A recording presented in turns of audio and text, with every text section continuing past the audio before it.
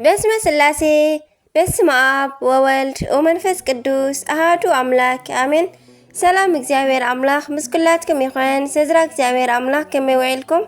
አነ እግዚአብሔር ይመስገን። ክብሪ ይስፋሕ መድኃኔዓለም አቦይ ጽቡቕ ውዒለ ከምቲ ኣነ ጽቡቕ ዝወዓልኩ ድማ ጽቡቕ ውዒልኩም ክትኮኑ ናይ ኩሉ ግዜ ተስፋይን ትምኒተይን እዩ።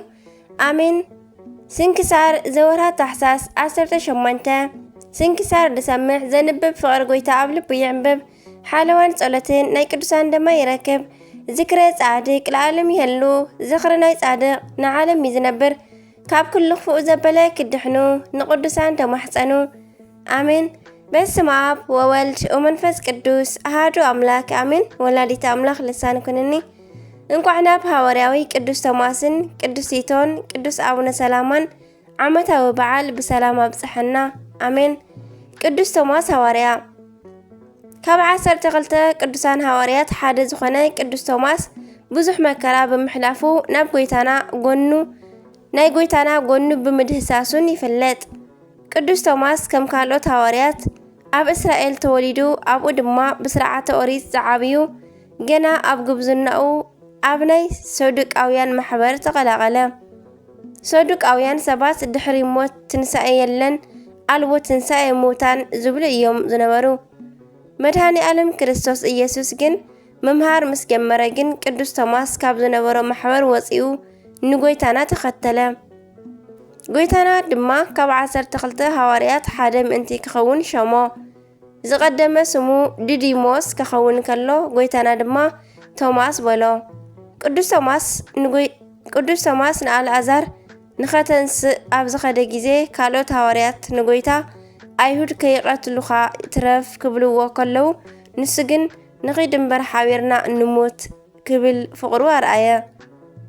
ጎይታና ትንሳኤኡ ድንደቅ መዛሙርቱ ኣብ ዝገለጸ ጊዜ ድማ ቶማስ ስለ ዘይነበረ ከይረኣኹ ኣይኣምንን እየ በለ።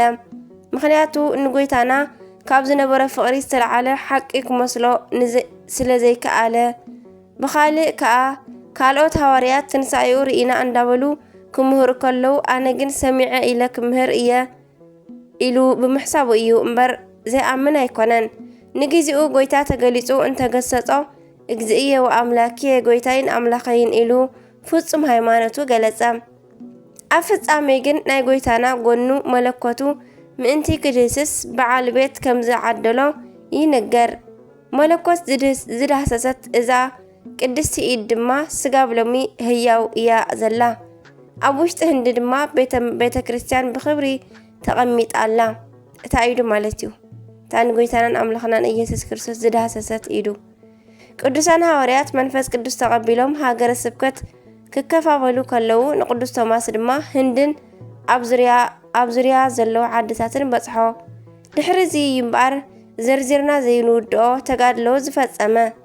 እዚ ቅዱስ ቶማስ ዝነበሮ ፍጹም ትግሃትን ኣቦታትና ዘኣሰርገወ ለብሔረ ህንደች ንህንዲ ብወንጌል ዘመልክዓ ክብሉ የኽብርዎ። ቅዱስ ቶማስ ንንጉስ ልክዮስን ደቂ እቶም ዓድን ንኸኣምን ብሽንካር ኣብ መሬት ወጢሮም ቆርበቱ ገፈፍዎ። ንቆርበቱ ድማ ከም እንደገና ሰፈይዎ። ሑፃ መሊኦም ኣሸከምዎ። ኣብ መንገዲ ዝተገፈፈ ኣካሉ ጨው እንተቐብእዎ ኣባጊዕ መጽአን ግሒጠን በልዓኦ። በዚ ምኽንያት ኩሉ የኣቢ እንዘይኣቢ ዘመኑ የኣቺ ዘመኑ ኣባጊዕሁ ለቶማስ እስመ ኣራዊተ ኩሉ በሉ ሊቃውንቲ። ድሓር ግን ካብ ላዕሊ በላሶ ወዲቓ ዝሞተት ሰበይቲ ንጉስ ብዝተገፈፈ ቆርበቱ ስለ ዘድሓና ኩሎም ኣሚኖም ተጠመቑ። እዚ ቅዱስ ቶማስ ሐዋርያ ልክዕ ከም ናይ ቅዱስ ጳውሎስ ሓደ ብፍላጥ ካልእ ጊዜ ድማ ብመከራ ንወንጌል ንቤተ ክርስቲያንን ተጋደለ። ብዘይ ምቁራጽ ካብ ህንዲ ስጋብ ሃገርና ኢትዮጵያ ን38 ዓመታት ብወንጌል ሰበኸ። ኣብ መጨረሽታ ድማ ኣብ 72 ዓመተ ምህረት በዛ መዓልቲ ብሰማዕትነት ኣዕረፈ። መቃብሩን ቅድስቲ ኢዱን ድማ ስጋብ ሕጂ ኣብ ውሽጢ ህንዲ ኣለዋ። ብዘይካ ፕሮቴስታን ኣብ ሙሉእ ዓለም የኽብርዎ እዮም። ከም ናይ ኣቦታትና ትርጉም ቶማስ ማለት ፀሓይ ኦርያሬስ ከም ማለት እዩ። ብዝተውሃቦ ናይ ወንጌል ጸጋ ድማ ኣብ ሃገረ ስብከቱ ስለ ዘበርከቶዖም ሎሚ ናይዚ ቅዱስ ሃዋርያ በዓለ ፍልሰት እዩ። በረኸት ናይ ቅዱስ ቶማስ ሃዋርያ ምስ ኩላትና ይኹን ኣሜን። ከምኡውን ቅዱስ ቲቶ ሃዋርያ ናይ ጎይታናን ኣምልኽናን ኢየሱስ ክርስቶስ ወዲ መዝሙር ቅዱስ ቲቶ ካብ 72 ኣርድእቲ ሓደ ክኸውን ከሎ ብዝተወሰነ መንገዲ እኳ ዝተዘንግዐ ሃዋርያ ኣይኮነን። ብፍላይ ድማ ቅዱስ ጳውሎስ ካብ ዝፀሓፎ 14 መልእኽትታት ሓደ ዝተለኣኸ ናይዚ ቅዱስ ብምዃኑ እዚ ታሪክ እኳ እንተዘይነገረ ስሙ ግን ኣይርሳዕን እዩ። ቅዱስ ጳውሎስ ድማ ኣብ መልእኽቱ ንጽቡቕ ስሙ እንዳደጋገመ የልዕሎ እዩ። ንምዃኑ ሃዋርያ ቅዱስ ቲቶ መን እዩ? ቅዱስ ቲቶ ዝተወልደ ኣብ 100 ክፍለ ዘመን ኣብ ውሽጢ እስያ ቀርጤስ ኣብ እትበሃል ከተማ እዩ። ናይ ዘርኢ ሓረጉ ካብ እስራኤልን ካብ ግብፅ ጽርዕን ግሪኽ ንማለት እዩ። ይውለድ ኣከባቢኡ ኣምልኮተ እግዚአብሔር ዝጠፍኣሉ ስለ ዝኾነ ንሱን ቤተሰቡን ዘምልኽዎ ከዋኽብቲ ነበረ። ብምድሓን ብፍልጠት ይመስሎም ስለ ዝነበረ ናይቲ ኣከባቢ ሰባት ናይ ግሪኽ ፍልስፍና ኣጠንኪሮም ይመሃሩ ነበሩ። ቅዱስ ቲቶ ድማ ኣብ ጉብዝናኡ ናብ ቤት ትምህርቲ ኣትዩ ናይ ግሪክ ፍልስፍናን ናይ ዮናናውያንን ጥበብ ስጋን ተምሃረ። ኣብ ሓፂር ግዜ ድማ ልዕሊ ኩሎም ኮነ። እዚ ቅዱስ ኣብቲ ወቕቲ ሓቀኛ ፈጣሪ እኳ ኣየምልኽ እምበር ብጠባዩ ግን ብጣዕሚ ቅኑዕን ለዋህን ነበረ። ምክንያቱ ከይፈለጠ ንነዳያን ንድኻታት የብልዕ የስቲ ይንከባኸብን ነበረ። እግዚአብሔር ግን ናይዚ ቅዱስ ቅኑዕ ሰብ ሕያውነቱ ከምዚ ኢሉ ክተርፍ ስለ ዘይደለየ ሓደ መዓልቲ ብራእይ ተገለጸሉ። ብራእይ ድማ ሓደ ማንነቱ ዘይተረድኦ ነገር ኦ ቲቶ ስለ ድሕነት ነፍስኻ ተጋደል እዛ ዓለም ሓላፊት እያ ክብሎ ሰምዐ። ካብ ደቃሱ ነቂሑ ድማ ብጣዕሚ ሰንበደ። ዝገብሮ ድማ ሰኣነ ንሰባት ሓተተ ግን ኩሎም ወላ ሓደ ክርድኦም ኣይከኣለን።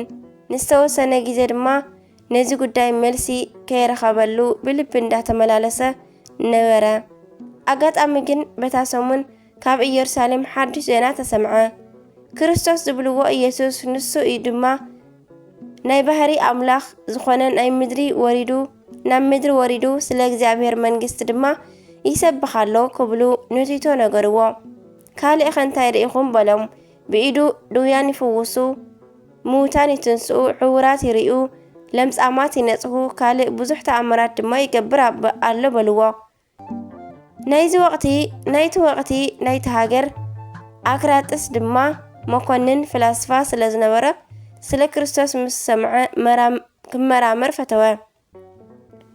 ንሱ ምኻድ ስለ ዘይከኣለ በሊሕ ጥበበኛ ሰብ ድለይለይ ኢሉ ንተኸተልቱ እንተለኣኾም ካብ ቲቶ ዝሓይሽ ኣብቲ ከባቢ ስለ ዘይነበረ ንዕኡ ኣምጽዎ።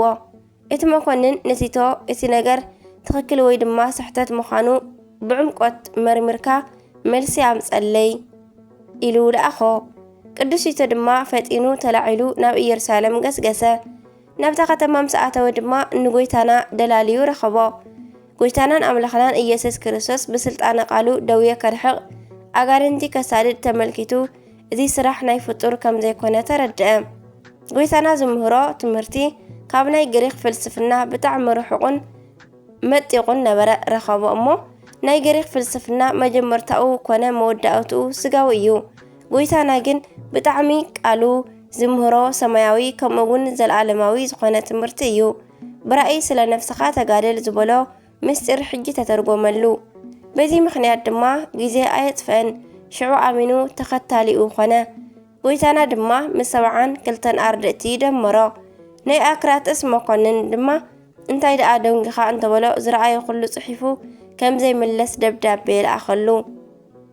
ድሕሪኡ ቅዱስ ቲቶ ኣብ ትሕቲ እግሪ ጎይታና ን3 ዓመታት ተማሂሩ ኣብ በዓለ 50 መንፈስ ቅዱስ ተቐቢሉ ኣብ መላእ እስያ ን8 ዓመታት ወንጌል ሰበኸ። ቅዱስ ጳውሎስ ኣብ ዘመነ ግዜ ድማ ናቱ ወዲ መዝሙር ኮይኑ ን25 ዓመታት መሃረ። ቅዱስ ጳውሎስ ሰማዕት ምስ ኮነ ድማ ናብ ኣክራጥስ ተመሊሱ ንህዝቢ ኣእሚኑን ኣጥሚቑን ቤተ ክርስቲያን ሃነጸ። ዕድሚኡ ኣብ ዝበጽሐ ግዜ ድማ መምህራንን ካህናትን ሸይሙሎም ባሪኽዎም ሓረፈ። ሎሚ ናይዚ ቅዱስ ሐዋርያ በዓለ ፍልሰቱ እዩ። በረኸቱ ይሕደረና። አምላከ ቅዱስ ቲቶ ሰናይ ናይ ህይወት ምስጢር ይግለጸልና። በረኸት ሐዋርያ ቅዱስ ቲቶ ድማ ይዓድለና። አሜን። ከምኡውን አባ ሰላማ ከሳቴ ብርሃን አቡነ ከሳቴ ብርሃን በዛ መዓልቲ ንሃገረ ኢትዮጵያ ብርሃን ዝገለጹ ቅዱስ አባ ሰላማ ጵጵስና ዝተቐበሉላ ዕለት እያ። ዜናኡ ድማ ከምዚ እዩ። ስሙ ሜሮጵዮስ ዝበሃል ናይ ጥበበኛታት ሓለቓ ሓደ ሰብ ናብ ሃገረ ህንዲ ክሓልፍ ኢሉ ናብ ሃገረ ጢሮስ መጸ። ምስኡ ድማ ካብ ወገን አዝማዱ ዝኾኑ ክልተ ቆልዑ ነበሩ። ናይቲ ሓደ ስሙ ፍረሚናጦስ፣ ናይቲ ካልኣይ ስሙ ድማ ኤዴስዮስ ይበሃሉ። ሲድራኮስ አፍሪቃ ባሕሪ ወደብ በጽሑ። ሲድራኮስ ዝብልዎ እውን ኣለዉ እሞ ብኢትዮጵያ ወገን ናብ ናይ አፍሪቃ ባሕሪ ወደብ በጽሑ እሞ ልቡ ዝተመነየቶ ናይ ኢትዮጵያ ሃገር ጽቡቕ ነገራ ኩሉ ተመልከተ። ድሕሪኡ ብኣጋጣሚ ሸፋቱ ተላዒሎም ምስቶም ኣብታ መርከብ ዘለዉ ሰባት ቀተልዎ። እዞም ክልተ ቆልዑ ግን ተረፉ። ደቂ እቲ ዓዲ ድማ ረኸብዎም እሞ ናብ ንጉስ ድማ ወሰድዎም። ንጉስ ድማ ተቐበሎም። ድሕሪ ቁሩብ ቀና መዓልቲ ድማ ንጉስ ንኤዴስዮስ ኣብ ቅድሚኡ ዝቀውም ሳግሬ ገይሩ ሾሞ። ንፍረሚናጦስ ግን ኣብ ልዕሊ ኩሉ ገንዘቡ በጅሮንድ ገይሩ ሾሞ።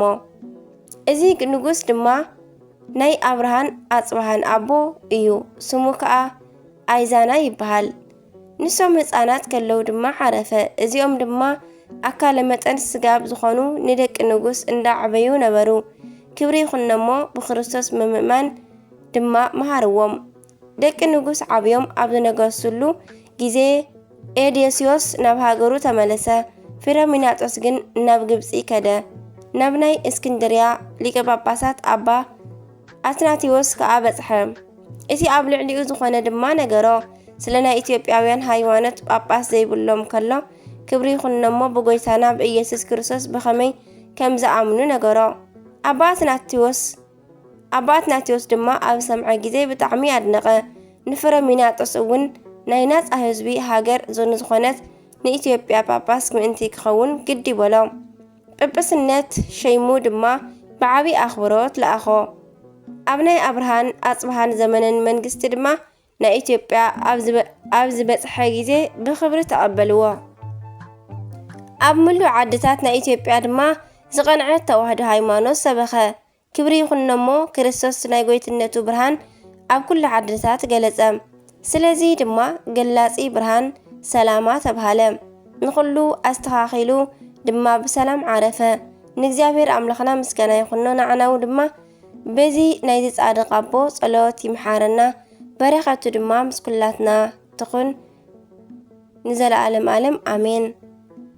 አርኬ ድማ ከምዚ ይብል። ሰላም ሰላም በቃለ ትፍስሕቲ እብሎ እንዛብ እዮ ወአልኤሎ ሰላም አሁሩይ ሆሃት አሚን ወተሳሎ አስረቀ በኢትዮጵያ ለብርሃነ ክርስቶስ ጸዳሎ እንዘለአሊሃ ጽልመት ወቆባር አውሎ ይብል በረኸት አቡነ ሰላማ ከሳቴ ብርሃን ከሳቴ ምስጢር ከሳቴ ብርሃን ምስኩላትና ይውዓል አሜን። ታሕሳስ 18 ዝኽበሩ ዓመታዊ ናይ ቅዱሳን በዓላት ድማ ቅዱስ ቶማስ ሐዋርያ ፍልሰቱ፣ ቅዱስ ቲቶ ሐዋርያ ፍልሰቱ፣ አቡነ ሰላማ ከሳቴ ብርሃን፣ ቅዱስ ፊሊሞና ባሕታዊ፣ ቅዱስ ኢርቅላ። ወርሓዊ በዓላት ድማ አቡነ ኤዎስጣቴዎስ ረባን፣ አቡነ አኔሮዎስ ዓቢ፣ ማር ያዕቆብ ግብፃዊ፣ ቅዱስ ያዕቆብ ሐዋርያ ካብ 72 ሐዋርያ አርድእቲ ዝኾነ፣ ቅዱስ ፊልጶስ ሐዋርያ ካብ 12 ሐዋርያት ዝኾነ አሜን። በረኸት ቅዱሳን ምስ ኩላትና ይኹን። ዝወደቐ ዝነጠበ ዜማ ኾነ ካብ ቃላት ኩሉ ብኣፈ ቅዱሳን ትጓን መላእክት ተኣረመለይ አሜን ወአሜን ይበሉ ኩሎም መላእክተ ሰማይ አሜን። አቡነ ዘበሰማያት ይትቀደስ ስምከ ትምጻእ መንግሥትከ ወይኩን ፈቃድከ በከመ በሰማይ ከማሁ በምድር ሲሳየነ ዘለለዕለትነ ሀበነ ዮም ህድግ ለነ አበሳነ ወጌጋየነ ከመ ንሕነኒ ንህድግ ለዘአበሰለነ ኢታብአነ እግዚኦ ውስተ መንሱት አላ አድኅነነ ወባልሐነ እምኩሉ እኩይ እስመ ዚአከ ይእቲ መንግሥት ኃይሉ ስብሐት ለዓለመ ዓለም አሜን። በሰላም ቅዱስ ገብርኤል መልአክ ኦግዝእትየ ማርያም ሰላም ለኪ ድንግል በኅሊናኪ ወድንግል በሥጋኪ እመ እግዚአብሔር ጽባኦት ሰላም ለኪ ብሩክት አንቲ እምአንስት ወብሩክ ፍሬ ከርሥኪ ተፈሥሒ ፍሥሕት ኦ ማርያም ምልዕተ ጸጋ ምልዕተ ውዳሴ ምልዕተ ሞገስ ምልዕተ ኩሉ እግዚአብሔር ምስለኪ ሰአሊ ወጸልዪ ምህረተ በእንቲአነ ምህረተ ኩሉ ዓለም ምህረተ ምድራ ቃዚት ሀበ ፍቅር ወልድኪ ኢየሱስ ክርስቶስ ከመ ይስረይ ለነ ኃጣውኢነ ተማኅፀነ ምክዳንኪ አሜን። ወስብሐት ለእግዚአብሔር ወለወላዲቱ ድንግል ወለመስቀሉ ክቡር አሜን አሜን። ለይኩን